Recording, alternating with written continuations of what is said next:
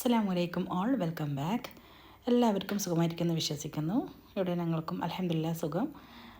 പിന്നെ ഇന്ന് ഞാൻ വന്നിട്ടുള്ളത് ഒരു പ്ലം കേക്കിൻ്റെ റെസിപ്പി ആയിട്ടാണ്. നമുക്ക് വീട്ടിൽ നിന്ന് തന്നെ എളുപ്പത്തിൽ ഉണ്ടാക്കാൻ പറ്റുന്ന ഓവനോ ബീറ്ററോ ഒന്നും ഇല്ലാതെ തന്നെ നമുക്ക് മിക്സിയിലടിച്ച് പെട്ടെന്ന് ഉണ്ടാക്കാൻ പറ്റുന്ന ഒരു റെസിപ്പിയാണിത്. നല്ല സോഫ്റ്റ് ആയിട്ടുള്ള നല്ല ടേസ്റ്റ് ആയിട്ടുള്ള പ്ലം കേക്ക് തന്നെയാണിത്. നമുക്ക് ഇതിൻ്റെ റെസിപ്പി വീഡിയോയിലേക്ക് പോകാം. അതിനായിട്ട് ഇവിടെ ഞാൻ ആദ്യം എടുക്കുന്നത് ഒരു അരക്കപ്പ് പഞ്ചസാരയും പിന്നെ കുറച്ച് ഡ്രൈ ഫ്രൂട്ട്സാണ്. അരക്കപ്പ് കറുത്ത മുന്തിരി ഉണ്ടല്ലോ അത്, പിന്നെ ഈ ടൂട്ടി ഫ്രൂട്ടി 3 ടേബിൾ സ്പൂൺ ഉണ്ടാവും രണ്ടും കൂടെ, പിന്നെ ഒരു 6 ഈത്തപ്പഴം ചെറുതായി കട്ട് ചെയ്തെടുത്തിട്ടുണ്ട്. ഇനി ഒരു പാത്രം ചൂടാക്കി അതിലേക്ക് ഈ അരക്കപ്പ് പഞ്ചസാര ഇട്ട് കൊടുത്ത് ഇതൊന്ന് നമുക്ക് കാരമലൈസ് ചെയ്യാൻ വെക്കണം. അതായത് ഇങ്ങനെ പതിന് വരുന്നുണ്ട്, ഇതുപോലെ ഇങ്ങനെ ചെറിയ തീയിൽ ഇതൊന്ന് ചൂടാക്കി ഉരുക്കിയെടുക്കണം. ഇതാ ഈ ഒരു പാകത്തിൽ കുറച്ച് ലൂസായി ഇത് വരുന്നുണ്ട്. ആ ഷുഗർ മൊത്തം മെൽറ്റായി ഇതുപോലെ ലൂസായി വരുന്നുണ്ട്. പക്ഷേ ഈ കളർ നമുക്ക് പോരാ, ഇതിനേക്കാൾ കുറച്ചുകൂടെ ഒരു ഡാർക്ക് കളറായിട്ട് വരണം.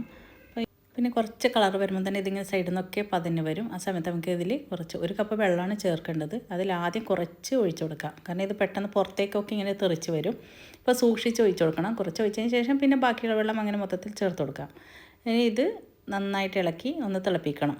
അതിൻ്റെ ഇടയിൽ കുറച്ച് ഷുഗർ പിന്നെ ഒരു ഇതുപോലെയുണ്ട്, അത് ഉരുകിക്കോളും. നമ്മളിങ്ങനെ ഇളക്കി തിളച്ച് വരുമ്പോൾ ആ ഷുഗർ ഉരുകിപ്പോയിക്കോളും. പിന്നെ നമ്മൾ ഡ്രൈ ഫ്രൂട്ട്സ് ഇതിലേക്ക് ഇട്ട് കൊടുത്ത് നന്നായിട്ടൊന്ന് പതപ്പിച്ചെടുക്കണം. ഇത് ഈ വെള്ളത്തിൽ കിടന്ന് നന്നായി പതച്ച് വരുമ്പോൾ ഈ സമയത്ത് തന്നെ നമുക്കിതിൽ ഗ്രാമ്പു പൊടിച്ചത് കുറച്ച് ചേർത്ത് കൊടുക്കാം. ഇനി നന്നായി ഇളക്കി തിളപ്പിച്ച് ഇങ്ങനെ പതപ്പിച്ചെടുക്കണം. ഇത് നന്നായി തിളച്ച് വരുമ്പോൾ കുറച്ച് കുറുകി വരും. വെള്ളം വറ്റുന്നത് വരെ പിന്നെ വേവിക്കേണ്ട ആവശ്യമില്ല. പിന്നെ നമ്മളത് ഓഫ് ചെയ്ത് തണുത്ത് വരുമ്പോൾ അത് കട്ട പോലെ ആയിപ്പോവും. ഷുഗർ ഇങ്ങനെ മെൽട്ടായി ഭയങ്കര ഒരു കട്ടിയുള്ള ഇതായിപ്പോവും. കുറച്ച് നീരോടെ തന്നെയാണ്, ഇങ്ങനെ വെള്ളത്തോടെ തന്നെയാണ് നമുക്കിത് ഓഫ് ചെയ്തെടുക്കണത്. ഈ പാകത്തിൽ ഇത് ഓഫ് ചെയ്തെടുക്കണം. ഇനി നമുക്ക് അരക്കപ്പ് പഞ്ചസാര പൊടിച്ചെടുക്കണം. ഇതിന് മൊത്തത്തിൽ 1 കപ്പ് പഞ്ചസാരയാണ് വേണ്ടത്. ആദ്യം നമ്മൾ അരക്കപ്പ് പിന്നെ മെൽറ്റ് ചെയ്ത് ഡ്രൈ ഫ്രൂട്ട്സ് ഒക്കെ ഇട്ട് ചെയ്തല്ലോ. ഇനി നമുക്കിതിൻ്റെ ഡ്രൈ ഇൻഗ്രീഡിയൻസ് നോക്കാം. 1 കപ്പ് മൈദ എടുത്തിട്ടുണ്ട്, 1 ടേബിൾ സ്പൂൺ ബേക്കിംഗ് പൗഡറും, പിന്നെ ഒരു 1/4 ടീസ്പൂണ് ബേക്കിംഗ് സോഡ, പിന്നെ ഒരു നുള്ളു ഉപ്പ്. ഇത്രയിട്ട് ഒന്നിച്ച് നന്നായിട്ട് ഇടഞ്ഞെടുക്കണം. ഈ മൈദയുടെ ഈ കൂട്ട് ഒരു 2 or 3 പ്രാവശ്യം എന്ത് തന്നെയായാലും ഒന്ന് ഇടഞ്ഞെടുക്കണം. ഇതിപ്പോൾ ഇനി നമുക്കിത് ഒരു പ്രാവശ്യം ചെയ്താൽ ഇനി മാറ്റി അതിൻ്റെ ഉള്ളിലേക്ക് അരിപ്പയിലേക്ക് ഇട്ടിട്ട് വീണ്ടും ഇടഞ്ഞെടുക്കാം. ഇങ്ങനെ എന്ത് തന്നെയായാലും 3 പ്രാവശ്യം ഇത് ചെയ്തെടുക്കണം. ഇനി നമുക്ക് ഒരു മിക്സിയുടെ ജാറെടുത്ത് അതിലേക്ക് 2 മുട്ട ചേർത്ത് കൊടുക്കണം. അതിൻ്റെ ഒന്നിച്ച് തന്നെ 1 ടീസ്പൂണ് വാനില എസൻസും. ഇനി ഇതൊരു ഹൈ പിന്നെ സ്പീഡിൽ ഒരു 12 സെക്കൻഡ് അടിച്ചെടുക്കണം.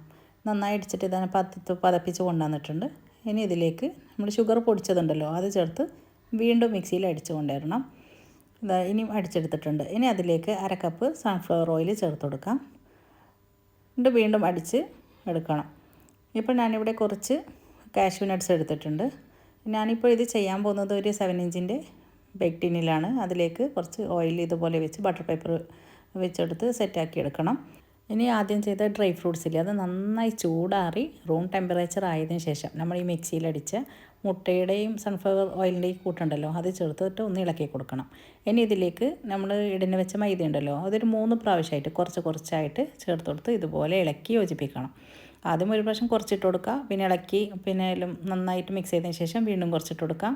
അങ്ങനെയായിട്ടാണ് ചെയ്തെടുക്കേണ്ടത്. കുറച്ച് പൊടി അവിടെ മൂന്നാമത്തേത് അവിടെ ബാക്കി വെക്കണം, കാരണം നമുക്കിനി അതിലേക്ക് കാഷ്യൂ നട്ട്സ് ഒന്ന് അതിലിട്ടിട്ടൊന്ന് കോട്ട് ചെയ്തെടുക്കാനുണ്ട്. അല്ലെങ്കിൽ നമ്മളിപ്പോൾ പിന്നെ കേക്ക് ഉണ്ടാക്കി കഴിഞ്ഞാൽ കാഷ്യൂ നട്ട്സൊക്കെ അതിൻ്റെ താഴ്ഭാഗത്തേക്ക് ഊർന്നിറങ്ങിപ്പോകും. അതിനാണ് ഇങ്ങനെ മൈദയിൽ കോട്ട് ചെയ്തെടുക്കുന്നത്. ഇത് 3ാമത്തെ പ്രാവശ്യം ഞാനിത് ചേർക്കുന്നതിന് മുമ്പ് ഇതുപോലെ കോട്ട് ചെയ്ത് ഇനി ഇത് ചേർത്ത് കൊടുത്തിട്ട് നന്നായിട്ടൊന്ന് ഇളക്കി യോജിപ്പിക്കണം. പ്ലം കേക്കിൻ്റെ ബാറ്റർ എപ്പോഴും നല്ല തിക്കായിട്ടുള്ള ബാറ്ററാണ് ഉണ്ടാവുക. അതുപോലെ കേക്കും നമ്മൾ മറ്റേ സാധാരണ മറ്റുള്ള സ്പഞ്ച് പോലെ അത്ര സോഫ്റ്റ് അങ്ങനെയല്ലല്ലോ ഉണ്ടാവുക. ഒരു തിക്കായിട്ടുള്ള ബാറ്ററും അതേപോലെ തന്നെ ഒരു കുറച്ച് ഇതായിട്ടുള്ള സോഫ്റ്റ് ഫുള്ള് ഡ്രൈ ഫ്രൂട്ട്സ് ആയിട്ട് ഒരു അങ്ങനെയുള്ള കുറച്ച് സോഫ്റ്റ് ആയിട്ട് അങ്ങനെയുള്ള കേക്കാണല്ലോ പ്ലം കേക്ക് ഉണ്ടാവും. ഇതിലേക്ക് ഒരു 1/2 ടീസ്പൂണ് ഗ്രാമ്പ് പൊടിച്ചത് ചേർത്ത് കൊടുക്കണം. പിന്നെ അതുപോലെ തന്നെ ഓറഞ്ചിൻ്റെ തൊലി ചേർക്കേണ്ടതുണ്ടല്ലോ, ഓറഞ്ച് ജസ്റ്റ് അതുണ്ടെങ്കിൽ അത് ചേർത്ത് കൊടുക്കാം. ഇപ്പോൾ എൻ്റെ കയ്യിൽ അതില്ല, ഞാൻ ഗ്രാമ്പ് മാത്രമേ ചേർത്തിട്ടുള്ളൂ. ഇനി ഇതുപോലെ ബേക്ക് ടിന്നിലേക്ക് ഒഴിച്ചതിന് ശേഷം മേലിൽ ഡെക്കറേറ്റ് ചെയ്യാൻ വേണ്ടി കുറച്ച് കറുത്ത മുന്തിരി, പിന്നെ അതുപോലെ തന്നെ കാഷ്യൂ, ഇങ്ങനെ ഫുള്ളായിട്ടുള്ള കാഷ്യൂ ഒക്കെ ഇങ്ങനെ വെറുതെ വെച്ച് കൊടുക്കാം. വെച്ച് കൊടുത്തതിന് ശേഷം പിന്നെയും നമുക്കിത് അടുപ്പിലേക്ക് വെച്ച് കൊടുക്കണം. ഞാനിതിപ്പോൾ ഗ്യാസ് സ്റ്റൗവിൽ തന്നെ ചെയ്യുന്നത് കൊണ്ട് നോൺ സ്റ്റിക്കിൻ്റെ ഒരു പാത്രമാണ് വെച്ചിട്ടുള്ളത്. പാത്രം നല്ല ചൂടായതിന് ശേഷം അതിൻ്റെ ഉള്ളിലേക്ക് ഇത് ഇറക്കി കൊടുക്കണം. ഉള്ളിൽ സ്റ്റീൽ റിങ് വെക്കുന്നെങ്കിൽ നിങ്ങൾക്ക് വെക്കാം. ഞാനിപ്പോൾ വെച്ചിട്ടില്ല, എൻ്റെ കയ്യിലില്ലാത്തതുകൊണ്ട് ഞാൻ വെച്ചിട്ടില്ല.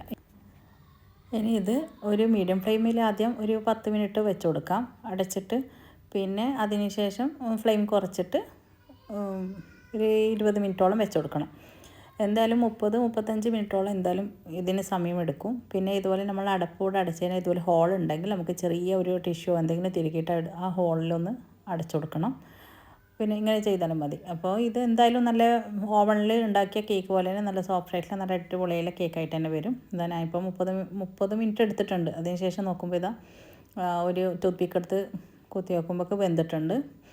സാധാരണ പ്ലം കേക്കൊക്കെ ഇന്ന് ഉണ്ടാക്കിയാലത് നാളെയാണ് കട്ട് ചെയ്ത് കഴിക്കുമ്പോൾ നല്ല ടേസ്റ്റ് നമുക്ക് തോന്നുന്നത് നാളെയാണ്. ഇന്ന് ഞാനിപ്പോൾ വീഡിയോ എടുത്തതുകൊണ്ട് അതിന് വേണ്ടി ആയതുകൊണ്ട് തന്നെ ഞാൻ ചൂടാറിയതിന് ശേഷം പിന്നെ കേക്ക് കട്ട് ചെയ്യാണ്. ഇപ്പോൾ കട്ട് ചെയ്യുമ്പോൾ തന്നെ നല്ല സോഫ്റ്റ് ആയിട്ടുള്ള നല്ല ടേസ്റ്റ് ആയിട്ടുള്ള കേക്ക് തന്നെയാണ്. പിന്നെ ഇതുണ്ടാക്കുമ്പോൾ തന്നെ വീട് മൊത്തം നല്ല മണമായിരുന്നു. നല്ല അടിപൊളി നല്ല കൊതിപ്പിക്കുന്നൊരു മണമായിരുന്നു വീടൊട്ടാകെ. പിന്നെ ഇതിപ്പോൾ ഞാൻ കട്ട് ചെയ്തെടുത്തു.